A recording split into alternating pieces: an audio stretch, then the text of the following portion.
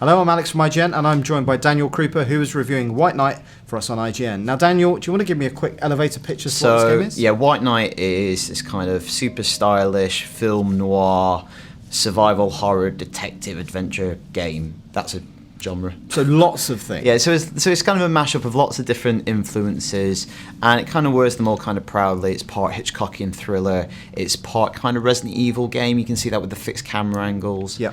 I have to go back and turn that light on. And it's also kind of a detective game, so a lot of puzzle solving, clue finding, and all the rest. So one of the things that I've played this game briefly, and one of the things you do a lot of is you find ghosts. Yeah, so we're not going to see a ghost for a while because we're just outside the mansion. But just set up how we got here, we did encounter a ghost. So you're the detective, you're driving along, and you see this woman who doesn't look quite like she belongs to this world. She's kind of violently white and kind of got a green hue to her. And you go off the road, you crash your car, you're injured, and you're staggering around, and you come to this place, which is Vesper Mansion. Okay. So we're just about to go inside here. And I've taken it right back to the beginning of the game because this is a puzzle game, so I don't want to show you what happens later on. I don't want to solve some of the more advanced puzzles. So hopefully, I think we do maybe encounter ghosts quite early on, because I actually think they're one of the best parts of the game are the ghosts. They're really scary, and they're very weird and creepy, not kind of what you've seen in the past from ghosts. So here you go. Look at that. It's straight out of kind of Hitchcock. It's this kind of foreboding house, and you come up here and you have to work out how to get inside it. Right. So in kind of simple terms, like if you're within the white areas, that's the light areas and you're safe. In the dark areas, you could be in a bit more danger. This is where the rationale is a little bit woolly. So it's a really stylish game, and I sometimes feel the style overrides what it's trying to go for, because once you get into the house and some of the more supernatural stuff starts to kick off, the kind of rule of thumb is if you're in the light, you'll be safe. Yeah. But that doesn't really work, because one of the ways that you navigate the darkness is picking up matches and burning them. Matches last, I don't know, probably like 30 seconds, a minute, something like that. And you think, oh great, I've got a match, I'll be safe. While that allows you to explore the darkness, it doesn't safeguard you from ghosts. Right. Only electric light will do that. So I don't really get what the rationale for that is, because you think light is just light, but something specific about electric light that ghosts don't like. Ghosts really don't like bulbs. They don't like the future, Alex. They don't like technology and progression. No. So what are the puzzles? Do they make sense, or are they a little bit kind of obtuse? So again, I think this can be traced back to the style. So you're a detective, so your bread and butter is all about finding clues and observing your surroundings, which is really difficult when it's dark. Yes. Which obviously is a thematic and the stylistic, cornerstone of the game.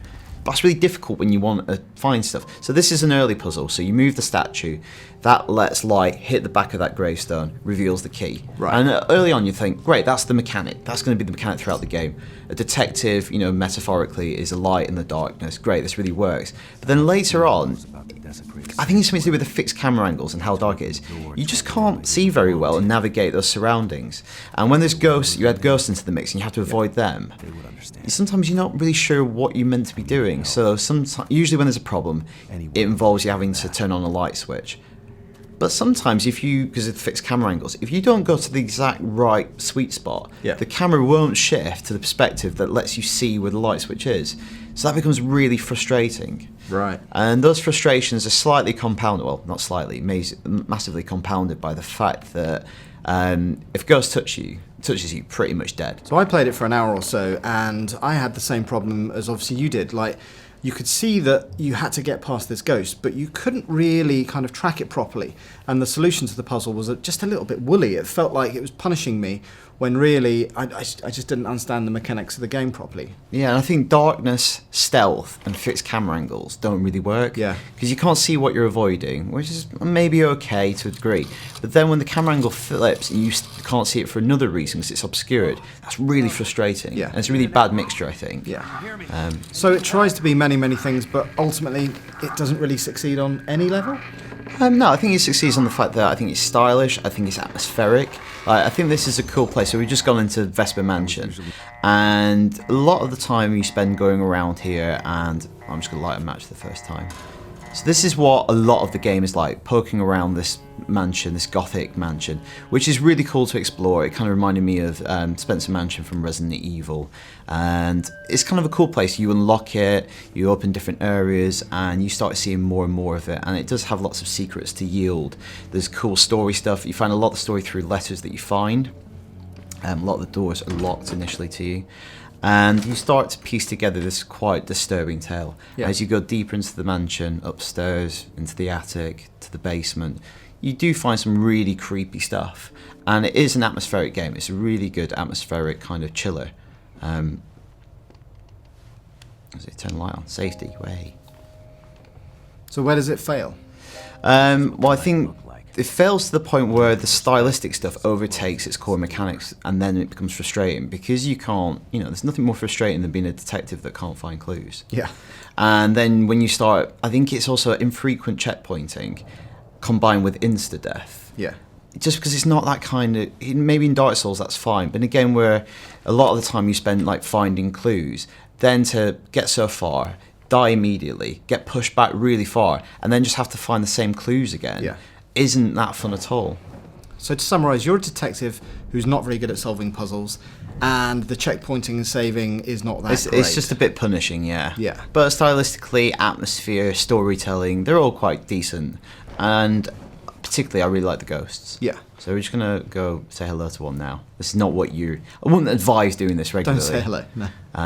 So to make the point that you said earlier is that obviously, match light doesn't protect you, it's electric light that does. So you can just about, I think, if the camera angle... See, that's another thing, like, so I know there is one down here somewhere.